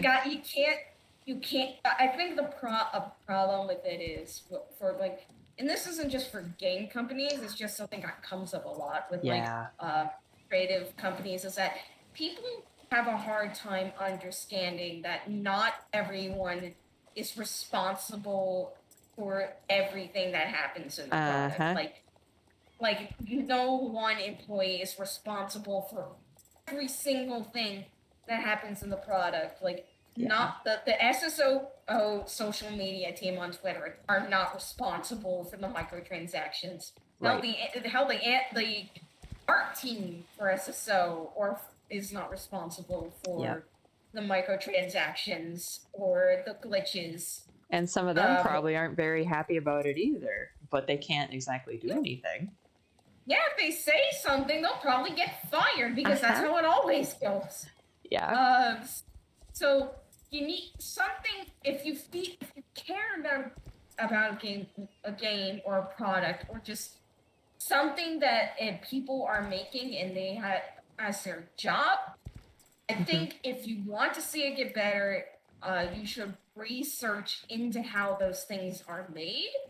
So that and how that work is divvied up so that when something goes wrong, you know who you're supposed to be mad at instead of just attacking the first service worker you see. And then even then, you gotta be respectful because truth be told, in just about any job, if you're mean in your feedback, they're not gonna listen to you. Yeah. It doesn't matter if it's a game, it doesn't matter if it's retail, it doesn't matter if it's a doggy daycare. The second you get nasty, they don't care what you have to say. They're going to throw your suggestions right out the window because you you're mean. Your anger. And that goes for anything in life. Just literally anything. When I used to work my doggy daycare job, whenever we got a customer that was an ass with what they were frustrated about, as soon as they left the building, we would be like, that guy's a loser, right? And we'd be like, yeah, and like any feedback they gave, no matter if we actually agreed with it or not, we would completely forget about it because of the fact they were nasty in how they delivered it. I get that you're angry and that it feels good to be angry because it's like you feel like you have power over something in a world where it's very easy to feel very powerless over everything. So feeling like you have any sort of control, especially through anger, feels good. But if you actually care about things getting better in anything, you need to be constructive about it. You can't just be angry. You need to find healthy ways to keep your anger in check so that you can communicate with the people making the thing you care about in a way that is productive and respectful to both you and the people making the thing that you want to improve. Yep. Because I'm going to be honest, when you're being angry and acting like that and accusing the people that are making the thing of being like greedy, selfish bastards that are exploiting children and don't care, blah, blah, blah, blah, blah. You just make yourself look bad, like a douche, and it's like, don't you respect yourself more that you don't want people to feel like you're going to blow up at them at any second? Like, I feel like being constructive is as constructive instead of just angry is as good for the person giving the feedback as it is for the person that needs to receive the feedback, you know? Oh yeah. And I understand that some people are frustrated because they have given decent critiques of okay, and this is in the past, and the one time I can think of is the Thoroughbreds. Is people gave feedback. Now some people were nasty about it, but from what I saw, a lot of people were not, and they were like, hey, the trailer that you put out, it does not look good, and maybe if you tried this and this, just to maybe make this a little better or make this a little better, we would really appreciate it. And Star Stable went, oh yeah, that sounds great, thank you, and then never did anything with it. Same thing happened with the Frisians, I believe. So funny. Yeah, the thing with the Frisians, though, I really feel as if the just from seeing the things that I have is the person who worked on the Frisians owns one, so it was definitely a passion project for them, and their Frisian clearly behaves in a certain way, as honestly do most Frisians. They're kind of huge goofballs, and anybody that says otherwise has only ever seen a Frisian in a movie or in a still Honestly, photo. So, honestly, I love how the Frisians are so I do too. goofy. I do feel. I think it would. I honestly think that they would be weaker if they were just like, if they would just came off as like elegant and snooty. I think the twist of them being like dumb goofballs who talk and have a weird and do a weird smile animation is like gives them so much more personality, and the fact they have like giant puppy eyes, it's great. I've seen points that their hair is like animated, and the hair is animated a little odd. The bottom of the tail could have a little bit more texture. It does look a little bit weird. And then the other thing for me, and let me see, like, just so that I don't like, I'm not completely like unfounded and like, okay. So the Frisian, their knees bend at a perfect 90-degree angle. It's very sharp. I don't know if any horse models, save for like the older ones, that does that. And I don't know if that was to give the appearance of them being very snappy in their leg movement, because it definitely does. But when you're photographing it, it doesn't quite look right. So it's one of those things that, like, okay, I wish there could have been a little bit of a happy medium there. But I also really like how the Frisians move, so I'm not going to like dwell on it a lot. It's like for me, the Frisians had little teeny nitpicky things, like really nitpicky things that I could be like, yeah, maybe I'd like this better than this or this better than this. But overall, I was pretty happy with them. And then from what I've seen, the community as a whole is like, oh, this is the worst horse ever. Yes. Best horse, actually. My favorite horse is on that model, you bitch. I really like that model. I love my regular Frisian. I am tempted to get a regular Frisian. And I have two of them. I like them. The rarest and like the one, and like whatever one I think I don't see the most of, just because they're like, oh, they're so dumb. I love them. I would rather a horse that's like a goofy idiot rather than. My three favorites are I have the regular black one. I have the leopard Appaloosa, which is super pretty. And then I didn't buy it, but my mom did on her account. She has the white gray, and the white gray is gorgeous. Like, there's just something about it. I think I'm personally connecting to the brown one. I like the Oh no! I got hit by a log. I got hit by a log. It's fine. It's fine. You're good. You're good. I'm good. Yeah, I think if I were to get one of the Jorvik Frisians, I would get the brown one. I don't know. There's just something about it I'm vibing with, and also I like barely see it ever. It's like, super pretty though.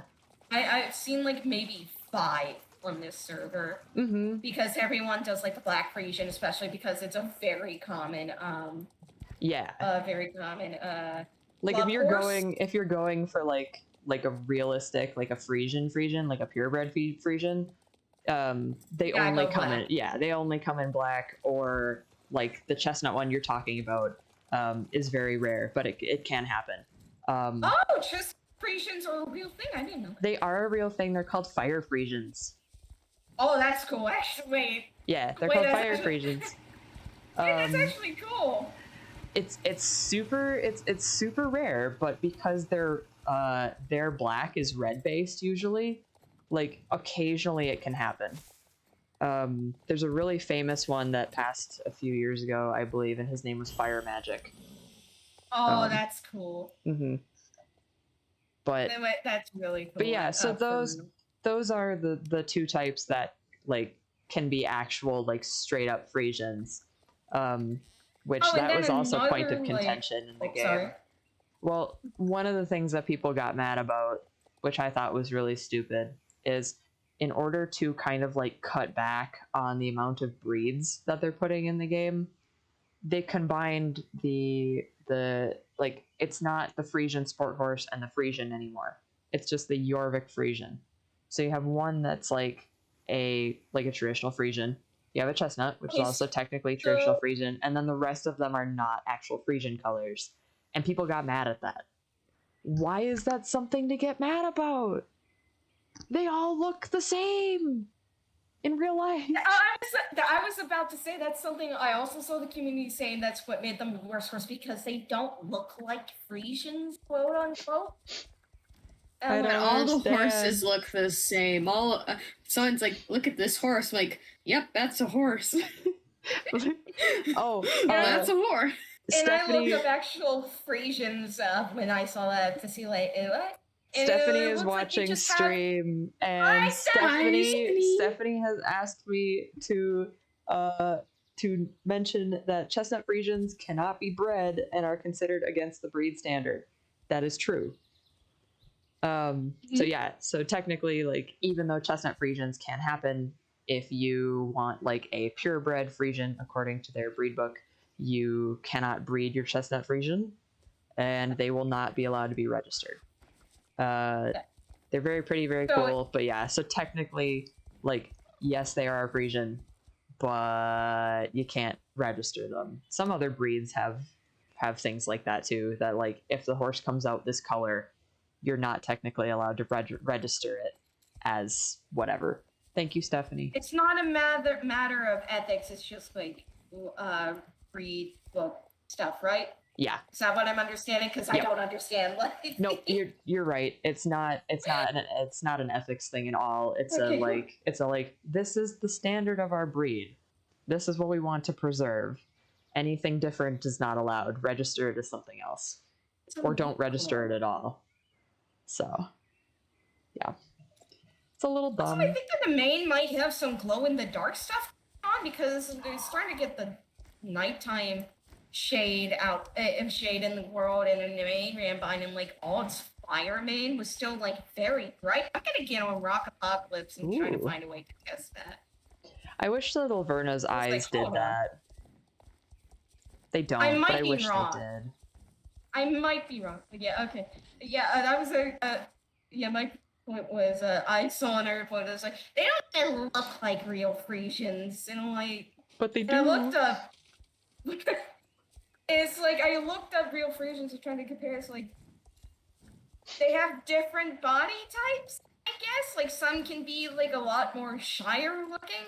Yeah, some Frisians are definitely like big chonky guys, but the Frisians that they were going for are definitely the very sporty type. And like I said, the person who modeled them after her own Frisian sport horse. So there you go. They were modeled after the sport horse. Right. Like, come on, people. She posted a bunch of pictures of him and everything. One of the variations that you can get in the game is him. Text matters. Yeah, come on, guys. You know what? You know what the personality of the Jorvik Frisian is? Himbo Jock. It is Himbo Jock.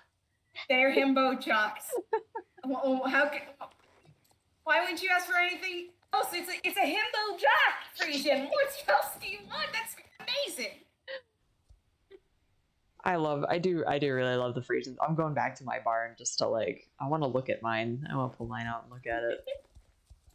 Give him a little pet and give him a little wash.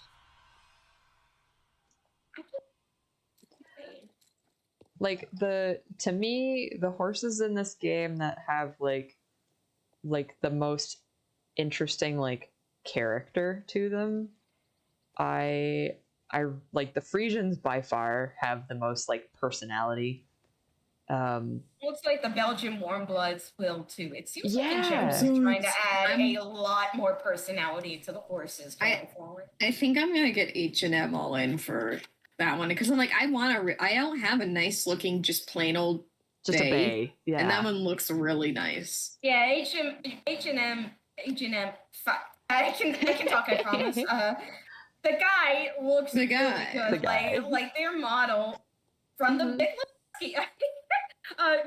His model looks insanely. It's clear that they put like a lot of work into making that look just right. Yes. Same with all the Belgian war, but like I said before, but like the white one looks like ethereal. It's insane. Yeah, like, holy, that's a very very nice white gray. Like that's exceptionally nice. Like I will be shocked if I don't see like SSO RP YouTubers start using that one for like a magical horse role playing video series thingamajig. The only thing that bothers me so far about the Belgian Warmbloods from what we've seen in the teaser is I really wish you could put a longer mane on it. Because I like the Belgian Warmblood looks more like my thoroughbred than the thoroughbreds in this game do, and I know I've said that 1,000 times, but I'm going to say it again. And I haven't cut Johnny's mane in a long time. Oops, sorry. I haven't cut Johnny's mane in a long time. It's really long, and I wish I could get a long mane on my horse. Give it to me. Considering the fact they are willing to do like entirely new coat variations, maybe they're willing to do hairstyle variations. Could be something to suggest. Yeah. I mean, the versions that are out, like at one point I did actually have his mane pulled, like the standard, like just the standard one that you get.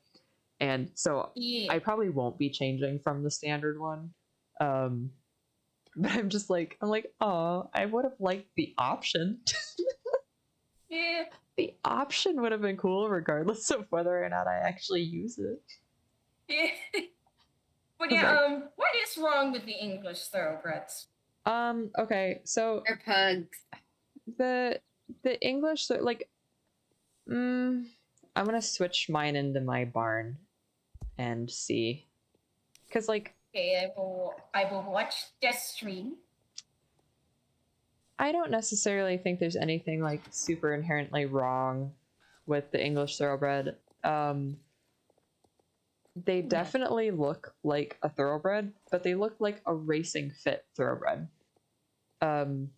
I do have a little bit of an issue style-wise with these guys. I don't particularly like their head at all. They have a very odd head shape. But body type-wise, like they look like a standard racing fit thoroughbred. My thoroughbred is not racing fit. My thoroughbred has been off the track for probably 7 years now, and he is a chonky boy. He looks more like a warmblood than a thoroughbred. I actually had this I had this conversation at the barn the other day because I have a thoroughbred. One of my friends is riding another thoroughbred up there, and then there's yet another thoroughbred in the fence, and every single one of them looks different. They all look different. So there are thoroughbreds that are like slimmer, like the one in the game. That's definitely real. But to me, the one in the game screams, I am a racehorse, which is what they were going for, I'm sure, because that's what everybody stereotypically thinks of thoroughbreds as. But my thoroughbred is wide set. When I switched from my Tricaner, which is a warmblood, to him, I had to increase the gullet size on my saddle by 2. That's pretty big. He's a wide lad. He's wide. Dude, that's a beach doll. Yeah, and like if you look at him, he's just set far apart, and he's got a bigger head and a thicker neck. He is stanced. He's more of a warmblood type, but he's still a thoroughbred, and he has a straight profile. Then you have Kayak, which is another thoroughbred up there, and she's got really long legs, a long or a tall barrel, so like her midsection is really tall. So she's got like stick legs, a big old barrel. She's narrow, and then she's actually got a Roman nose where like her nose bumps out. And then there's Sam, and Sam is like pretty much your stereotypical thoroughbred. Is He's really leggy. He's really thin, but he's got a huge head. His head is huge, but he's probably got to be about 16'2", 16'3", and then Johnny's sitting at about 15'2" and wide. So it's like all these different thoroughbreds have, you know, different elements to them. Like no one horse in a breed necessarily looks the same, but there are certainly hallmarks of them. And I don't know if that's just because like if my like what I think the Star Stable thoroughbred should be is different than what they put in the game, because they specifically put English thoroughbreds in the game. I'm not super familiar with English thoroughbreds. The thoroughbreds that I'm talking about are American thoroughbreds. So that could also be part of it. And like, but again, like when you see thoroughbreds, a lot of the time, they are typically racing fit, which is where they've kind of got that like wasp waist. They're really like tucked up, very muscled and slender. And when you see them like that, they're typically about 2 to 3 years old. So they fill out with age. I mean, you see it in like the breeding stallions. Like if you look at pictures of like young Manowar or young Secretariat versus like when they were in their stud years, when they're like 10, 12 years old, they look completely different because they were babies. Yeah, the English thoroughbreds do look like very young horses to me. Like they look like little baby men. Yeah. They're very narrow set. Like I like the white one. The white one is the one that I like the best.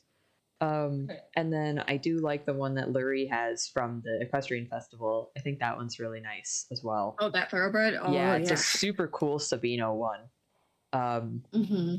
But yeah, that's kind of my 2 cents. And I don't know. And on your point earlier about the head, I wonder if they're modeled by the same person who did the Clydesdale, because the style seems similar to me, especially the eyes. I think they are, but I really see a similarity between the thoroughbreds and the quarter horses. Big time. Like put those two next to each other. Those are absolutely from the same artist. Check that. I see you, Stephanie. The Appaloosas seem young to Stephanie, like little 5-year-olds. I think it's their bowl cut. That's what I was gonna say. I think it's the bowl cut. It's the bowl cut. They have the little Mob Psycho 100 bowl cut. They do definitely have like there is something too about the neck. The neck. I don't want to say they're U-necked, because they're definitely not. And the big eyes with the big ears, maybe. But they do. There is something about them that definitely looks young. I think you're right. Like maybe it is the ears. They look like they have. Eyes. They look like they have some like filling out to do. Yeah. Babies. And they aren't very chunky in the middle. No, they're not. I really do. The quarter horses are. I really have to give whoever did the Appy and the paint models a lot of props, because it would have been very easy to look at like pleasure bred or like your typical like very stocky stock breeds and go, yep, they all look like this, and made them very stocky. But they clearly went for like almost the sporty, like this is still, I'd say, a stock type, but they almost went for like the slimmer, like rangier looking Appy, and they absolutely did that on the paint. You know what? Its body proportions look kind of like a pony from the side. The Appy? Yeah. Yes. Yeah. So maybe that's why it seems childish. It makes you think of like, oh, it's... Yeah, they do look large pony-ish. Like if I was to put it next to the Hoflinger, it does look like large pony-ish. It's a little baby. I think the Appy's one of my favorite models in this game. I don't want to say my favorite, because I don't think I could like pick one. There's a lot of like insanely well done horses yes, there in this is. game. Like, and I think it is like putting me back into the equestrianism phase, I'm gonna be honest. Because it's like, oh my god, sorry. Look at this Hans. Doesn't eat Hans. Oh yeah, I love the new Shire too, and I do love the Percheron. I've said this before, but I really like how they're clearly supposed to be snooty looking. Yeah. To me, they just seem like sleepy, gentle giants. Mm-hmm. Yes. But like in a different way than the Shires, because the Shire is obviously intended to be like a sleepy, gentle giant personality. But the Percheron seems to like, to me, it comes off as like the same personality, but with a different execution that makes it seem different. It's like really nice. I like that. I like when a piece of media in it has like two characters or like two things that technically have the same personality concept, but they're executed in different ways that make them still feel like their own and not like they're just retreading old ground. Agreed. It's like one of my favorite phenomenons in like art that has characterization ever. And also I think the Hanami, I don't know how to pronounce that correctly. I'm sorry. Hanomi? Hanami? Is that how you say it? The Hanami. The cherry shire, or the cherry Percheron, my bad. Yeah, I think that's really pretty. I do too. I kind of like the bird here, actually. I know the pattern is definitely a little odd, but I like it for like daring that, and I think the story they give it is really sweet. It's like, oh. Yeah, my one critique with the Hanami was that I think that the wood texture is too dark. If they would have lightened it up a little bit, because like it's so pretty. I can't see it though. Yeah, I'm looking at it at night, and it starts to like all get like swallowed up by the darkness a little bit. It's like, see you, Queen. Yeah, it's like I lose the like the sheer amount of detail that's put into that horse is amazing. But I lose it all because the wood is so dark. But I also think they're so close. I would also like to say I think they're clever because your lore essentially says there are countless magic horses like this for every tree. So this is so effectively said, for as many tree species as there is a horse like this. So we can just keep doing this forever. I want more tree horses. I love more tree horses. I want a sentinel tree horse desperately. Oh yeah, that would be like a good winter horse. I think like a pine tree or fir or like some sort of like evergreen tree horse. Like that'd be a very good winter horse.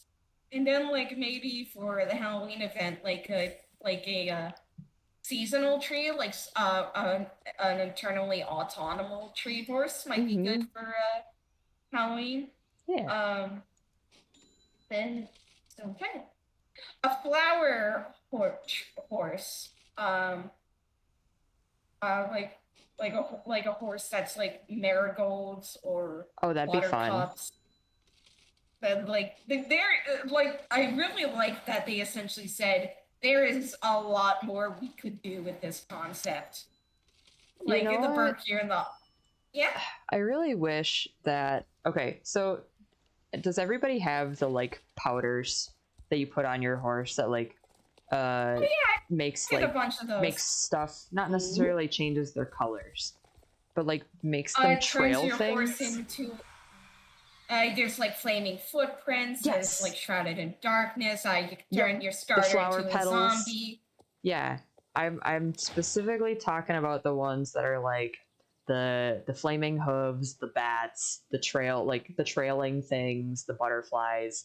I desperately wish that there was a magic horse that we could get that would trail something. Like maybe like Khan. Yeah, you know how like every time Khan takes a step, like the hoof prints that appear have the flames. I actually got an idea. Yeah. The lore is that the Dark Rider horses are not willingly those horses, right? Like they're yeah. They're like they're under force control, like mind control, right? I think But what if, so. because I heard that like Jessica's horse is like completely under some sort of mind control or something, and then remember the plotline for Justin's horse was that, which was like forcefully gonna turn it into a dark horse. Oh, right. Yes. So my idea is, what if somewhere down the road you rescue the Dark Riders' horses from their riders, and you can tame Khan as like your own horse. Oh, that'd be really interesting. And then he still like trails fire and stuff. That would be neat. Like you could do like your whole own horse rescue story, but with the Dark Riders horses. I mean, that would never happen because then you would have to get rid of the Dark Riders effectively. Right. But Star Stable Horse Rescue Edition. But I think if they were willing to dare to go that route, I think it would be very cool if as like a prize for like getting through the main story to that point, there was a quest line where you could save the Dark Riders horses and add them to your own stable. That would be fun. I would like that. And then you can also ride Nihili, but he's still a horse stick. I forget what they're called. He doesn't change. I would love to have a stick pony. I really, really would. In the magic horse form, it's like the normal like scary horse, but like the normal horse coat is the stick pony. That would be amazing.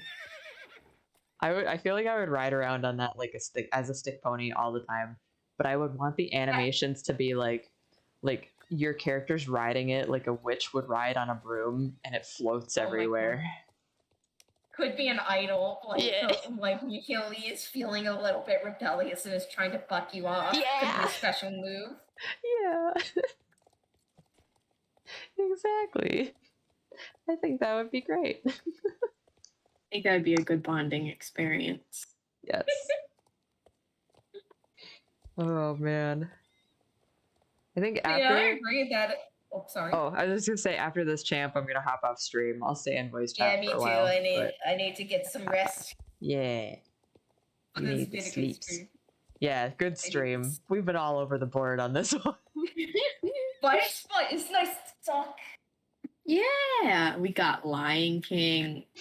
We got respect your people who work behind the scene. We hit it all. Yeah, we really did. We did. Oh boy. Oh god. There's also this person behind us. Yes. She's on my friends list. I think she's oh my god. She's been at several champs with us. Nice. Dorothy. Hi Dorothy. Oh, hey. Hi Dorothy. Hi Dorothy. Yeah, I definitely agree that a magic horse that like trails something would be a great idea. Mm-hmm. It would be really fun. I could easily see that becoming a fan favorite horse. Yeah, and like they've clearly they're capable of doing it. Yeah.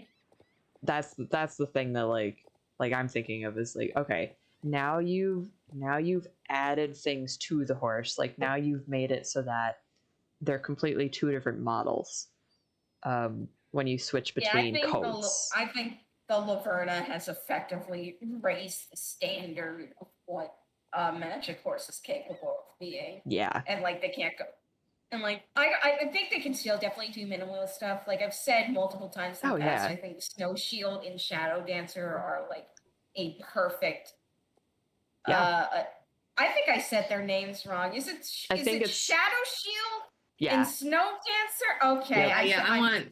I want Snow Dancer this year so bad. I'm like, now I see people with it. I'm like, I want it. I may be stupid. But yeah, those two I think are a great example of like a more minimal or low key.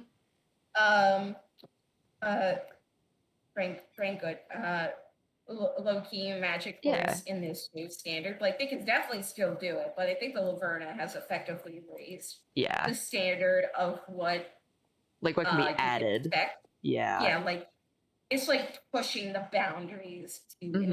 incredible degree, and it makes me excited. Obviously, I don't want them to do it with every magic horse. I don't think Right. they should be. I don't want to like put that pressure on them, but when they got an idea that they can execute, I am excited for Mm-hmm. what they're gonna do going forward. Forward, like I think the Laverna. If you don't mind me showing my Monster Hunter freak side for a second, No, I think please. it's like adding the like never localized MMO monster to Monster Hunter Rise. It's like going, what else can they do now? Like everything, like this effectively opened the gates to anything. Mm-hmm. Anything is possible now. It's like it makes you like excited for what our team's gonna pull off next. I feel. The only thing I think that they probably will never actually be able to fully implement is like I know a lot of people really want like a Pegasus, and Oh yeah, just no, because of the no, tact, that will never happen. Like you might get stuff like the Fey ones that came out, like the Autumn Fey ones that came out where they have the wings off the back. I also wish that you would see a traditional unicorn, just like a like it has the lion tail, it has the mane down the front, and just a single hooves. cloven hooves, and the single horn. Give it a long spiraling horn, because clearly they know how to make horns right. They've done the Laverna and they've done the Hydron with actual like animalistic looking Hydron is horns. really cute. Yeah. Can I just say? Every time I see it, I go, "Oh, Neon." I don't know why I just associate it with her so much. I too would also like to see mules. Maria just tossed that in the Twitch chat. Mules. Yeah, I I would was love to see thinking mules. about that the other day. I could totally see mules being like a unique breed they add to this game. Like a Jorvik mule, same as they did the Frisian. Like I would love a Jorvik mule, and maybe it's like a standard saddle mule. Like that would be really nice if they would do something like that. I think they should also get like a special sound, like even as like an Easter egg, like under certain conditions, the little snaw. I know they don't really do that in real life, probably, but it would be funny if you could have like a secret donkey call. Mules do make some weird ass noises, though, man. Okay, well now I have to stay up until like 11 listening to mule noises. Like the barn owner where I board, they had a mule at one point, and I mean he was not. It wasn't his fault that he was like naughty, but they got him when he was like 4 or 5, and he had basically never been touched. So like anybody that like knows mules, that's a huge no-no. Like you have to handle them from birth, otherwise it's just not gonna work, chief. But he was an absolute terror. I actually have a hole in my dressage saddle because of him. Oh my god. One day he broke into the tack shed. No! I took a dangerous fall. Anyway, he broke into the tack shed and he like destroyed everything. Oh my god. Yeah, so I ended up with a chunk out of my dressage saddle, and I was disrespect your surroundings. Yeah. He's not boarded there anymore. They eventually were able to get him into a trailer and get him off the property. But at one point he also kicked the barn owner's teeth, like kicked her right in the teeth. And I don't know if she actually had to have surgery or anything, but like I thought she did. I thought she had to have some kind of dental work after that. Wow. Yeah, so mules are like, really gotta be careful with mules, man. I'd love to have one, but I could easily see that system team given them wild personality. That would be one I'd want. And I know this is probably a very unpopular Star Stable opinion, but whoever animated the Frisian, I don't want them to model the mule. Please let Nomi model the mule. I want them to animate the mule, please. Yes. 100%. Oh yeah. Please. Oh, absolutely. They give that thing the goofiest expressions in it. Give it the huge cartoony smile and the floppity woppity ears. I don't care. Do it. Turn it into Eeyore. Yeah. But happy. Make it happen. Give me that ass. And on that note, I'm gonna end stream. Beautiful stream. Good job, everybody. Good job, everybody. We'll be back on Wednesday. Bye. Bye. Bye, stream.